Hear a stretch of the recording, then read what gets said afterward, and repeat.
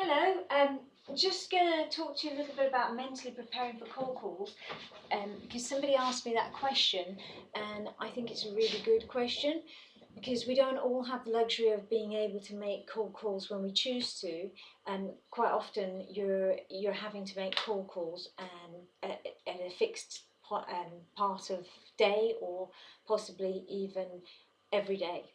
So how do you mentally prepare? Okay, so the way I do it is I always just tell myself that I'm just going to have a really nice conversation on the phone with people. I tend not to think about the end game too much, and I tend not to think about the bigger picture in terms of target and how many of these calls I've got to convert. The reason I don't do that is because I feel that might put me under a little bit of pressure. If I'm under pressure, then I do believe that it comes across on the phone. It can come across as me being desperate, or it could come across as being impatient. And you don't really want either of those.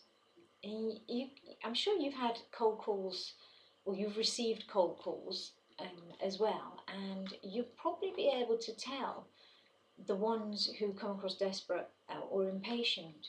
Quite often, if they're on a kind of a system where they have to make call after call after call, they tend to be more rushed.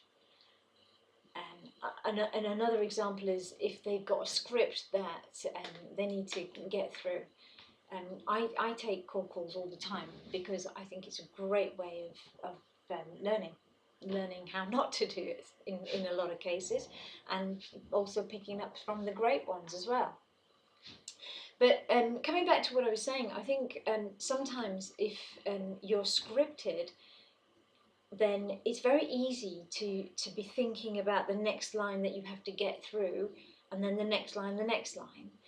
And in doing that, what tends to happen is you forget to listen to what the person on the other side, on the other end of that call, is saying to you.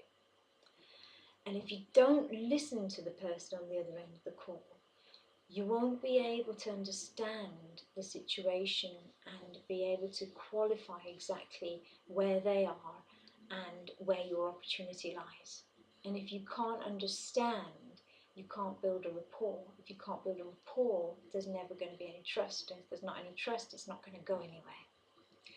So I always think that you've got to kind of not think too far ahead of yourself and just get in the moment. So to get to that point where you can pick up the phone and just be relaxed, I think you've almost got to sort of say to yourself, right, no barriers. If the phone goes down,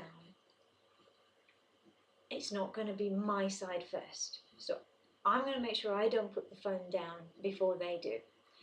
And I am not kidding. There are many salespeople who I watch on the phone, and they will literally be like, yeah, okay, all right then, okay, no problem, thank you, bye.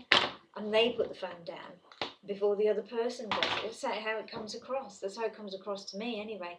So I think you've got to relax. You've got to think, okay, all I'm going to do here is I'm going to make some calls. Yeah, they're cold, but I'm going to turn them warm by having a nice conversation, by listening to what the people have got to say, by understanding what they've got to say, and coming away with more than what I started. And that's all there is to it.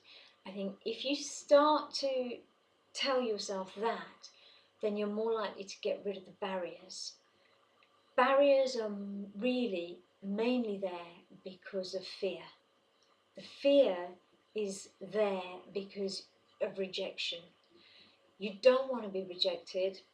Well, then don't set yourself up for rejection. How do you set yourself up for rejection? Doing exactly the opposite of what I just said. So try it. Relax. Don't think about the numbers. Don't think about the end game. Don't think about the next line in your script. Think about what they're saying. listen to what they're saying, because as you listen, then if you've prepared, like I've explained that you should be prepared in my other video, then you'll be able to get through cold calls easily.